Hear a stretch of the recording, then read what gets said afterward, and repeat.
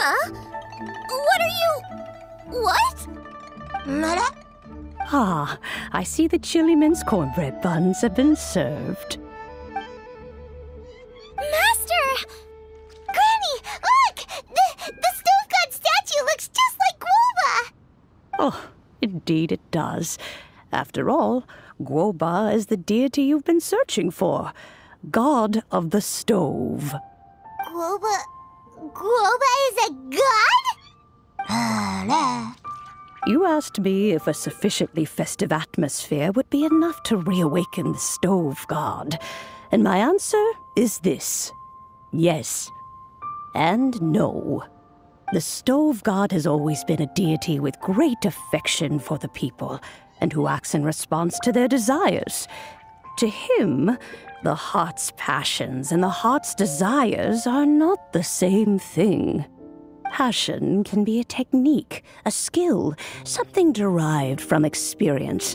But desires, they are deeper, more innate. They are the heart's strength in its purest form.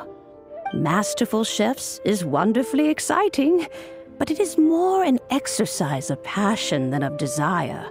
And passion alone will not suffice to reawaken the stove god from his deep slumber. But just now, when Kuching ate this dish he had longed for, a deeply held desire was fulfilled. As well as receiving an answer to her question, she also gained something much more precious. A moment of poignant nostalgia so vivid, it felt like she was right there alongside her grandfather. The enormous power unleashed by the fulfillment of this desire resonated with the stove god's statue, and caused it to manifest once more the form it took in the past. Of course, the stove god himself is not contained within the statue. The true stove god has been here with us all along. How does it feel, seeing a statue of yourself from your glory days? Look at him. Still so majestic. Glory days? Wait, what happened? Did Guoba used to be different from now? Oh, yes. Back in his day, your Guoba was once the patron god of the soil. But all the wisdom and power he had then, he has since surrendered to the soil itself. A god surrendering their power to the soil. I have heard this turn of phrase before, but what does it mean? The kinds of trials and tribulations that a land can face are far more than you could imagine. Droughts, floods, torrential rain, hurricanes, earthquakes, tsunamis, fires, and plagues. The threat of disaster will never fully disappear from Liyue. Even woes that have never been faced before in history will come to pass in the future. Such things affect you mortals far more than we adepti, with our immortal forms. He once walked with you over the barren plains until you arrived at last at the harbor. He joined you in building your dwellings and lighting the stoves. It was his hand that lit the very first street lamp of Liyue and brought the aroma of cooked food into every household in the land. You mortals no longer remember him, but back in the age when you did, he was the closest of all the adepti to the common folk.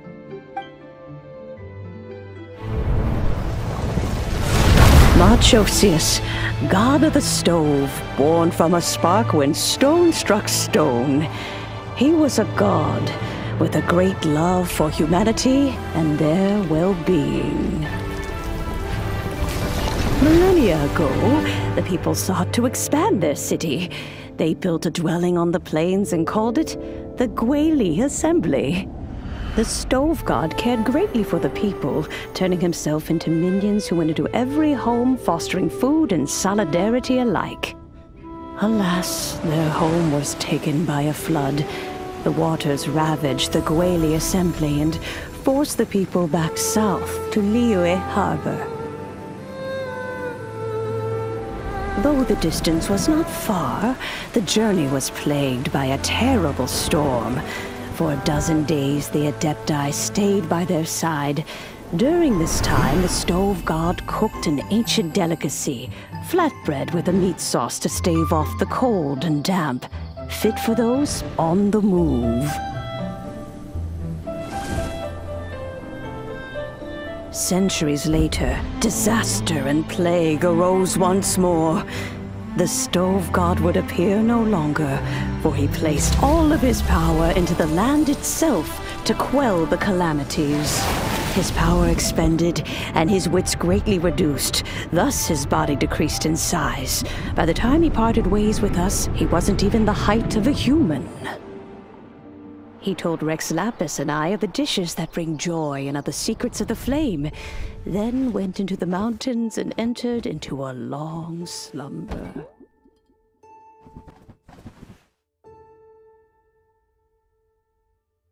The stove god departed, and Guoba was born. When he awoke, he ate the chiliman's cornbread buns placed on the offering table by a young lady in yellow. Though he did not remember the past, he was profoundly moved and decided to follow this young lady thereafter. The stove god had quietly disappeared, but the vendors rose early to hawk their wares. People went out to buy goods, lit their stoves, and cooked food, just as they had done every day for as long as they could remember. In Liyue, things have always been this way.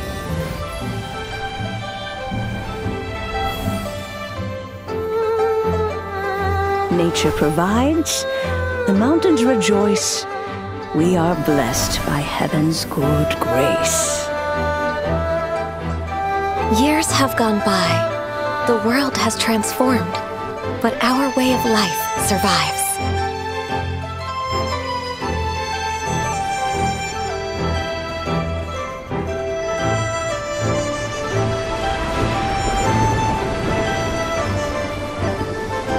Fame and fortune is only a season. It is the moment that we should embrace.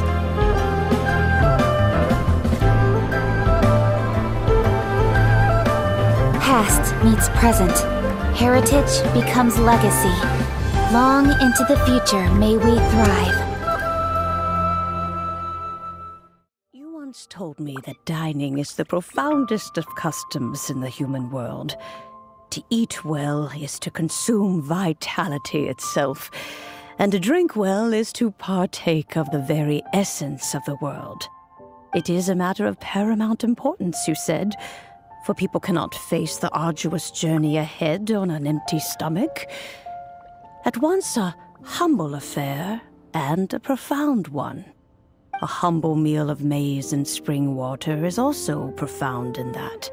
By ensuring one's survival, it paves the way for millennia of human history and culture to come. My dear friend, Liyue has changed so much while you have slept. Looking at the prosperity and beauty around us today, does it make you happy? Guoba, this is kind of a huge deal. Why didn't you say anything? He is not who he once was. Even the power of speech evades him now.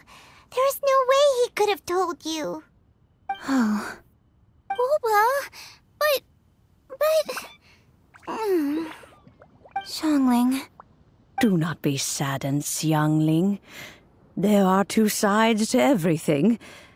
Guoba may have lost many of his formal faculties, but he is now as carefree as can be, without a single worry in the whole world. In this world we inhabit, who can truly be said to live a life free of all woes? Those with a mind and with the knowledge will certainly be troubled by all manner of things. But he has gone further than us in his journey. He had both wisdom and courage. Everything he took upon himself, he was also ready to part with. His carefree demeanor today is a testament to the fact that he is at rest. So since you are his friend, take good care of him. Go out to walk and play. Allow him to eat, drink, and be merry. I will! You can count on me! Xiangling, you have an adeptal affinity. Guoba follows you around because he has respect for you. The moment he awoke, he was met with the familiar flavor in the chili mince cornbread buns he ate.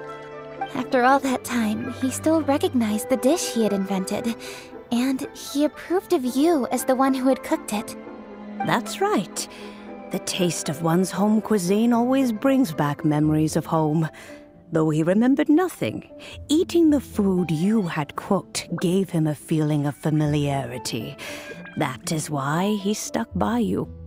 You may be the first person in history to give the stove god the experience of being a satisfied customer. That makes you quite a remarkable chef. If that's true, I couldn't be happier. Because putting a smile on customers' faces is what we chefs are called to do. Well then, it's getting late and I still have things to do. Time for me to say goodbye. Traveler, Paimon, Xiangling, thank you all very much. I look forward to spending more time together in the future. I guess my dad's probably heard the good news already, but I should still go catch up with him. Master, it's been a while since you came by. Why don't you join me? He thinks about you all the time, you know. He's always telling me to invite you over. Oh, goodness me. Then, far be it from me to refuse. Off we go, then. Let's saunter over gently and see how all the city folk are getting along.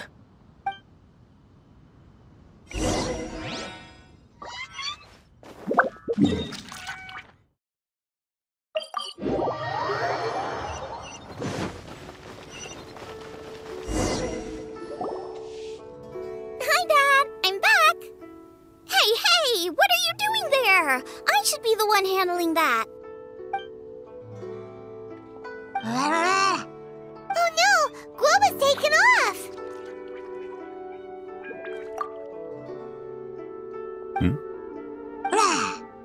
Oh, it's you. Hello there, old friend. Oh, bless my soul. Are you out for a stroll as well? Given the season, it felt fitting to take a leisurely walk while the meal is being prepared. Quite right. And it also gave us the chance to run into you. Guoba may not recognize you, but as ever, he seems quite delighted to see you. So, Guoba doesn't remember anything, but can still feel when something's familiar?